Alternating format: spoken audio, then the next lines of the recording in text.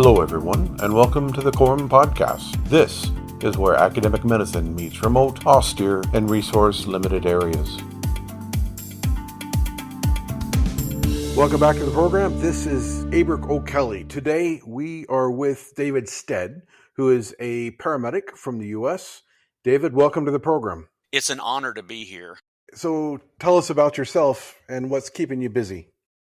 I entered into the EMS long time ago, probably right around the 1990, when I was in the National Guard in Alabama, my hometown. And at the time, I was going through LPN school. I finished up, then got activated, went on into training at Fort Sam Houston, got my first certification in 1991, EMT basic. I started working on an ambulance, and to me, it felt like I had a natural talent to do pre-hospital EMS work. So there was, at the same community college I was going to, there was an EMT intermediate program getting ready to start. So I finished out my third quarter, but then I switched to the EMT intermediate program and finished that up and got National Registry EMT intermediate probably right around the summer of 92. But my unit kept recalling me back to active duty. And I was like, wow, I might as well go full time on active duty and stay. So in October of 92, I transferred from the National Guard to the regular Army and left for Germany, my first tour in 1992. So you were a 91 Bravo. I started out as a 91 Alpha. What's a 91 Alpha? That was combat medical specialist.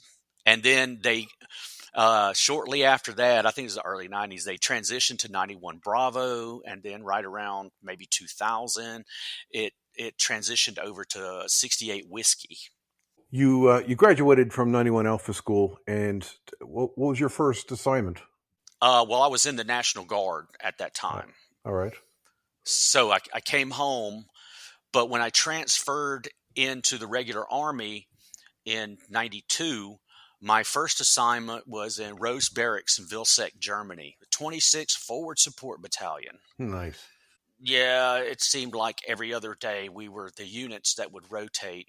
Anybody who's ever been to Germany, no matter where you are, you're going to go to Grafenwehr for a month, Grafenwehr or Hohenfels. And since we were like right there, it seemed like every unit that would rotate through their maneuver unit, infantry line unit, whatever, we were being tasked with pulling medical coverage for those guys. So how was that for you? I mean, you're coming from the States, and you get dumped into Germany, and it's a completely different reality. They act differently, they think differently. How was that transition for you? Well, it was definitely a culture shock at first. One of the first things I did when I first got there on a Friday night, of course, everybody goes into the village to the pub, and I'm going, okay, well, started asking questions. What pub do the Americans and soldiers go to? Well, they go to this pub. Well, I didn't come 5, 6 to 7,000 miles to another country, and I'm going to be here for 2 years to go hang out with Americans. Let's experience as much of the German culture as I can. So like, oh, the Americans are going to pub A. No, I'm going to go to pub B where the Germans go. So you had your first Hefeweizen. Oh, yes. I was like, when I drank that Hefeweizen with the yeast content, I felt so bloated from the yeast content. I felt like the Michelin Man. How was Germany? I mean, you deployed around a bit to Grafenwehr, and did you get to do some tourism stuff as well? Yes, on like long 4-day weekends, and I would try and travel and see as much of it as I could. I mostly stayed in Bavaria. Even on the weekends, Nuremberg was a short 45-minute train ride. So me and my friends, we would just hop on a train and go to Nuremberg, walk around, tour that place. The Christmas markets during the winter Christmas season were phenomenal. Yeah, Germany definitely has changed a bit, and we're kicking and screaming. I mean, they still use facsimile machines. I mean, they're our local. So I'm living here about 5 years now. In order to submit paperwork, you have to use a fax. Who the hell has a fax? What is a fax? Exactly. I'm like, whoa. Because I always say this, even working offshore, and when I was a a tier 2 PMC in Iraq for all that time. Everything ebbs and flows over the internet these days. Well, Germany is definitely getting better, but they're still kicking and screaming as we're dragging them into the 21st century. Yeah, exactly. So you were a medic in Germany. What was some of the experiences you had? Not a whole lot of traumatic type experience. Most of it revolved around sick call type stuff. And it was a great stepping stone to start to learn and start to absorb a lot of stuff. Hanging out with the PAs and the docs and talking with them. And I can remember my second tour of duty when I was going through my degree program and I was the night shift NCOIC at the clinic in Graf. We got a phone call one day. A soldier and his wife were basically just screaming toward the clinic in Graf because the clinic in Vilsec wasn't open. She was in active labor. So the PA grabbed me and said, "Let's go." We jumped in his car and we met them like halfway there, just as the baby delivered in the back seat of their vehicle. So Yeah, the first one's always the roughest one, isn't it? yeah, and I always, I've had to do high risk pregnancy, ambulance calls, and this, that, and the other. I'm like, no, the back of this truck is neither the alpha nor the omega of life. It doesn't begin or end in the back of this truck. So after Germany, you went to the 160th. Is that right? Yeah, I want to go into the special ops and get that highly advanced training. But I also want to go to flight school and be a flight medic. Where can I do both? And Hunter Army Airfield is where the 3rd Battalion of the 160th is. And also 1st Battalion, Ranger Battalion is there. So I'm like, So I put in a packet for the 160th and I put in a packet for the Rangers at the same time. And the 160th called first and then came down on pinpoint assignment to the 160th with flight medic school en route to Fort Campbell. And then a year later, I'd been trying to go to airborne school for putting in packets once a year since I was in the National Guard. Never got accepted. But then finally in 97, my team sergeant's like, I came home after a 6-week TDY in Jordan. I was part of a joint special ops task force, and he met us on the tarmac coming down the stairs, and he said, "Take the rest of the weekend off. Monday morning, you're headed to airborne school." And I'm going, yes, finally.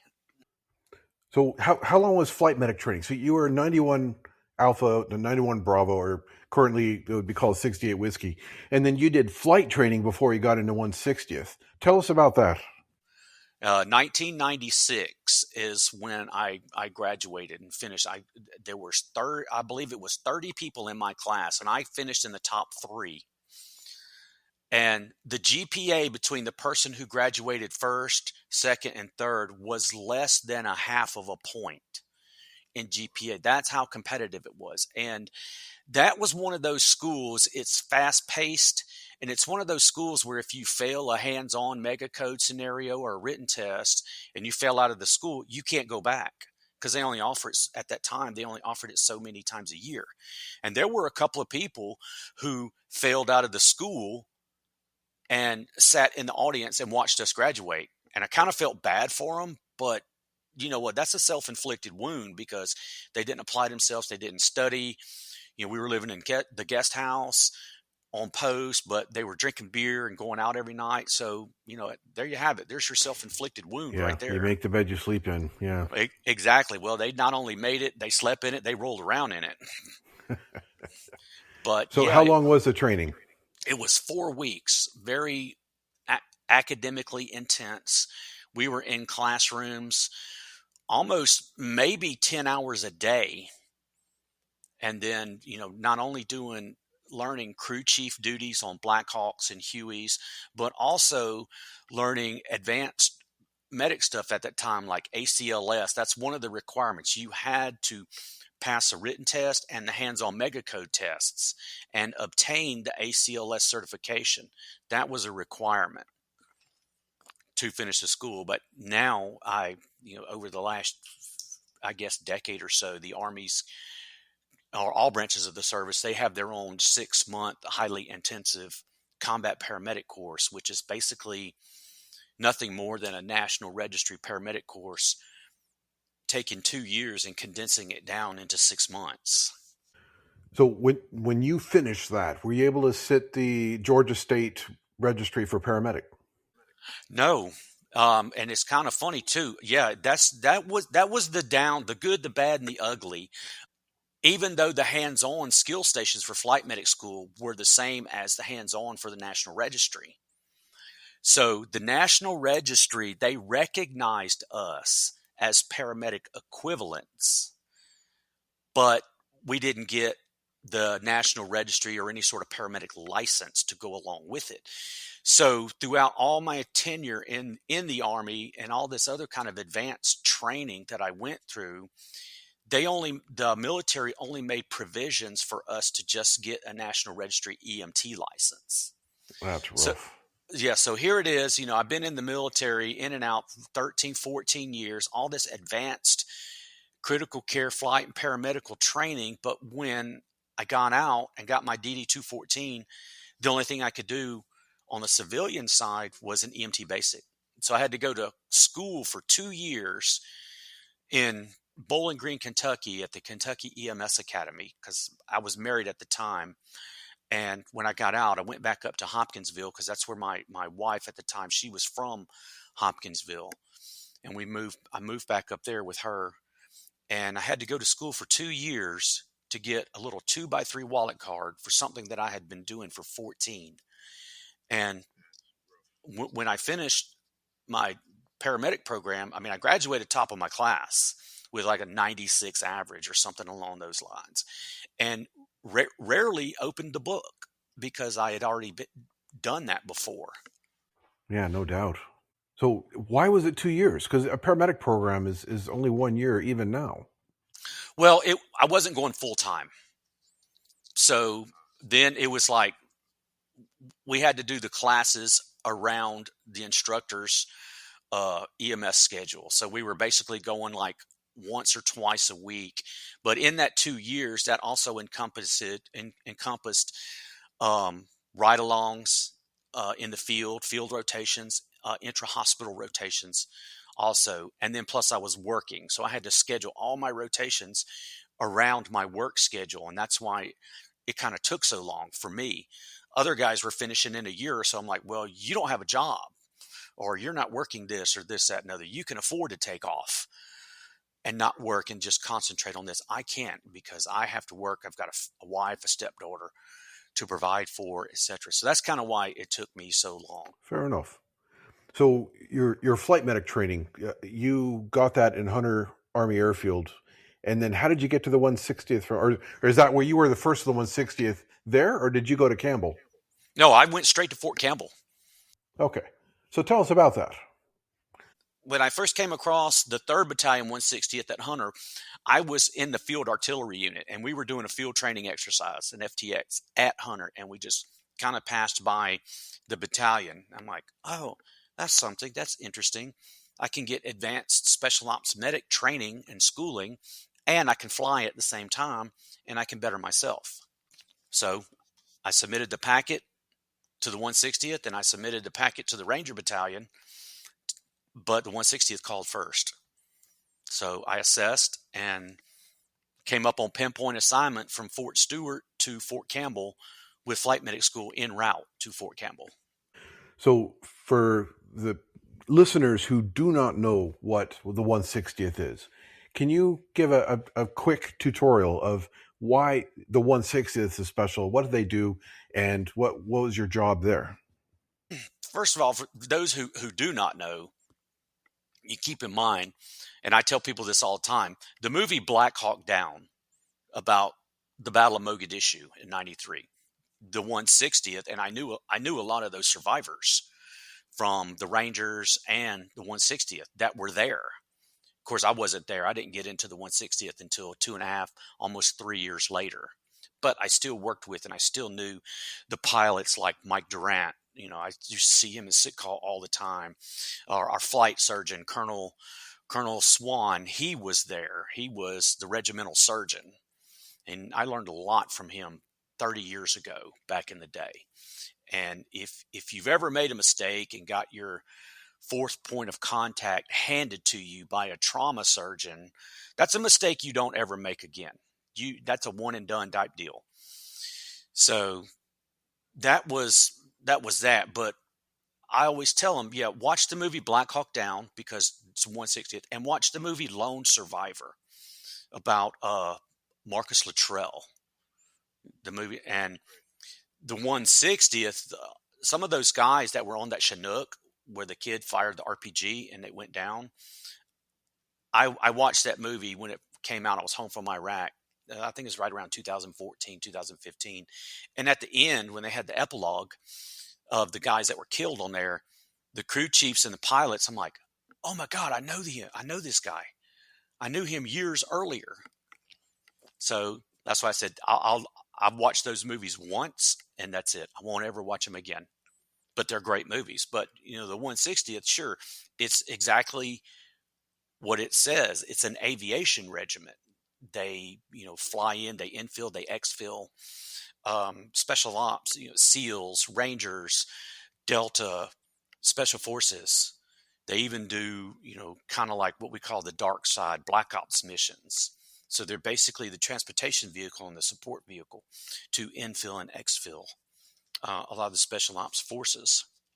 They're crazy. They're absolutely mental. Like so we have had 4 snowmobiles in the back of the one of the CH-47, MH-47, and they would land on skis, and then we'd drive out, do our ops. 3 or 4 days later, come back. We drove our snow machines right back on a hot fill. Like how does somebody who's driving this thing, or the loadmaster, or you are the medic in the back, how do you see this in and out again and again and again, like Zodiacs coming in from squatting into a lake and having a Zodiac come at you full tilt, and you're sitting in the back of this thing. It's crazy. I can't imagine your job. Oh yeah. I mean, I've one of the very first. This was back in, I want to say, 97. One of the first times that I went to Little Creek and Dam Neck in Virginia, in VA Beach. It was to do a training exercise with SEAL 6 over water ops and this, that, and the other. And it was the first time I actually saw that, what you just said. Right, driving a Zodiac, wide open, zoop, straight up in the back. And it was also the first time I ever fast roped out of the hellhole of the 47 down onto a moving SEAL craft. I'm like, whoa. And, it's kind of ironic. And I never told anybody this at the time. I think they kind of figured it out. But my cousin's husband, cousin-in-law, if there is such a term, he was a Black Hawk pilot and a DAP pilot in 1st Battalion, 160th at Fort Campbell. I was the Casevac medic in 2nd Battalion, 160th. But we never told anybody because he was a warrant officer, and here I am just, an NCO, and I didn't want that air of favoritism. And he went on and, he did his 30 years. He retired out, I think, 2014. After 30 years, he must have gotten his unicorn, his Warrant 5. Yeah, he retired as a Warrant 5. Wow. Yeah, not many of those guys walking the planet. No, not at all. And I don't think I've ever, the highest warrant I've ever seen was an old motor sergeant, and this guy was, been in since Vietnam. He was a Warrant 4. I said, I didn't even know they had Warrant 5s. Yeah, we had quite a few warrants in group level, in 1st Special Force group. And there were a lot of 3s and 4s, but yeah, no 5s, nothing, and it's rare. Yeah, exactly. So tell us about your experience in 160th. What's an interesting case, a medical case you had whilst working in the 160th? I think one of the most interesting things I had was one guy in the clinic, say all medics, we always had to go to the clinic and pull sick call. And then after sick call was over, we would just go to our lines and do whatever else. I remember one time a guy, he was going through the green platoon, and he was doing an obstacle course or something, and he had to low crawl through a mud pit. So instead of low crawling through it, he just kind of like did a pseudo dive, and he hit a rock, and he laid his head open to the skull. His skull was exposed, and Colonel Swan, I still remember this to this day. Colonel Swan, they came in there and blah blah blah, and I was on point, irrigating the wound out. And that's when one of my first experiences of learning how to do sutures, internal sutures, and head staples on this guy. I think that was the first time I've actually did a suture and learned. And Colonel Swan, he was a great mentor at the time. And, he just kind of walked me through. No, do it this way. Try it this way. Do it this way. I always found it worthwhile to get that oversight from on the weekends. I would go and volunteer at the local A&E department or ER department at Madigan, and having those people with huge intellects and lots of experience to walk me through things. It was a good learning experience. Oh, yeah. Well, speaking of another learning experience, while I was in the 160th, it was the summer of 97. I got tapped to go to Bethesda, Maryland, to the Uniformed Services University of the Health Sciences for a week-long course, and it went by several names. Some called it the Special Forces SF Trauma Course. Some called it Combat ATLS. Some called it TCCC. Some called it TIMS. You can call it whatever you want, but the content still remains the same. But the content was all the same. You can call it whatever you want. And even just this morning, I was looking at the class photo that I have on my wall, and I looked, I went, wow, that was almost 30 years and 30 pounds ago. And I was the youngest or the youngest ranking person there. I was just an E5. And everybody else there were senior NCOs or doctors or PAs, officers. But what set this course apart was the people who put on the course and taught us and trained us. They were the actual specialty surgeons from the UK that trained the 22 SAS medics. So they happened to be in town for whatever reason, and they put this course together, and I was fortunate enough to get to attend that course. And I actually still have the textbook from it 30 years later. Nice. I always go through life making sure that I am the dumbest person in the room, and being in with giants in intellect and ability, and it makes me be better.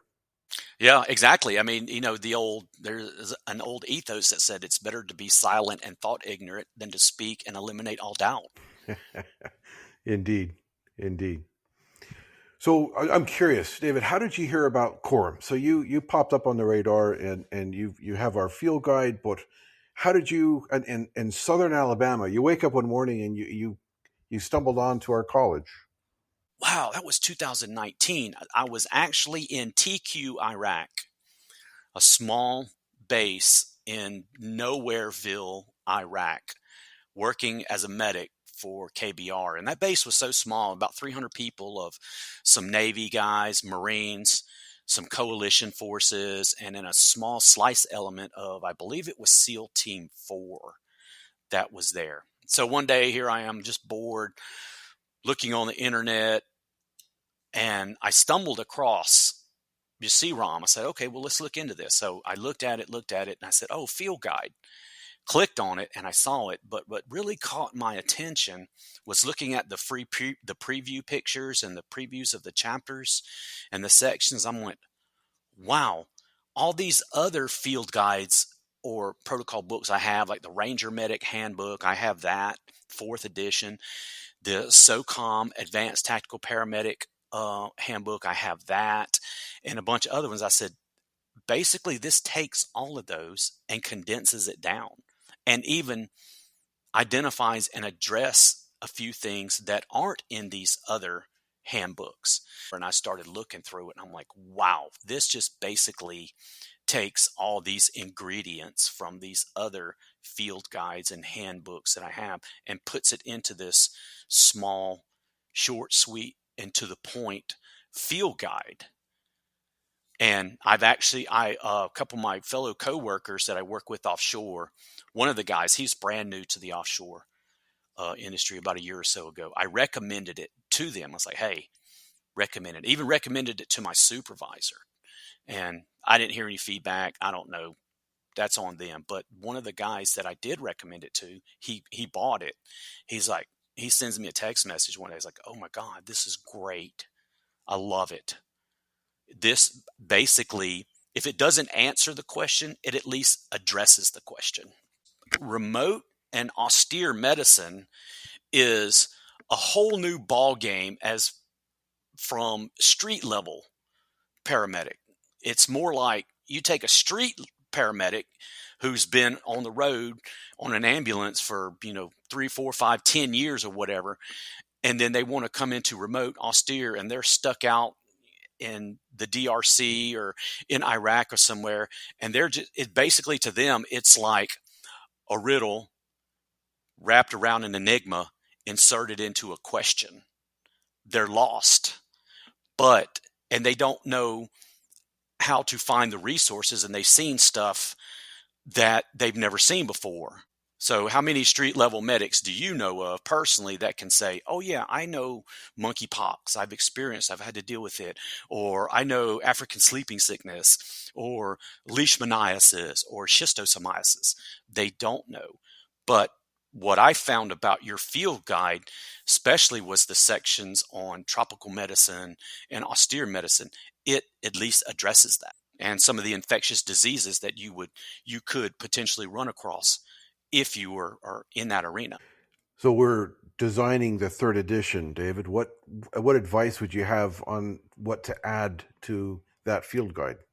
People ask me, so what kind of over-the-counter medicines do you think I should bring in my own personal Medi-Kit? And the answer is just straightforward: whatever you think you're going to need. But you think about it, start with your systems. You've got Tylenol or paracetamol for low-grade fever or aches and pains. You've got allergy medicine, depending on the seasons. Maybe some Pepto-Bismol tablets, things along those lines. Maybe a small tube of Neosporin or bacitracin, triple antibiotic cream. And that's kind of how I tell them. So we should probably add a list then, shouldn't we? Yeah, a recommended for a personal Medi-Kit, for that individual who is not medically trained. What should I bring? Well, what do you have in your medicine cabinet at home? And start there and add or subtract from there. Well, David, my final question for you is this. What advice do you have for the new paramedic, new nurse who's just starting out in a career in austere medicine? Keep your mind open and just become a sponge and absorb what is useful, but reject what is useless. You're going to see stuff that you've never seen before in different countries, stuff you've never experienced before.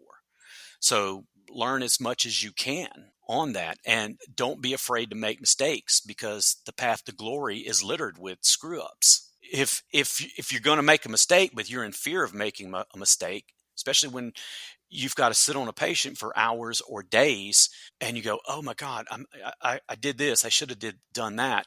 The next time it happens, you're going to be a little bit gun shy. When I got into the 160th, my team sergeant, he told me, he goes, you're going to make a mistake, but you won't get punished for making that mistake. You'll get punished for not learning from that mistake. That was 30 years ago, and I've always held that. I always kept that in the forefront of my mind. And just like when I was FTO and paramedic students years ago, 10, 12 years ago, I would tell them, don't overthink it. Don't. If you're doing something on a trauma system and you've done everything that can possibly be done, and you're running out of things to do, reassess and start over. That's what I was taught. And that's how I did it. You reassess. That's good advice, and I appreciate your time being on the podcast today. every day is a learning experience for me. And the person who stops learning is a person who just needs to move on. We all should be open to learn from each other. This has been a presentation from the College of Remote and Offshore Medicine. If you would like to earn CPD credits for this podcast, you can join the Council of Members. Being a member of the college gives you free CPD credit, free access to our virtual field guide, and discounts on our e-learning courses. You can join the team on our college website at quorum.edu.mt.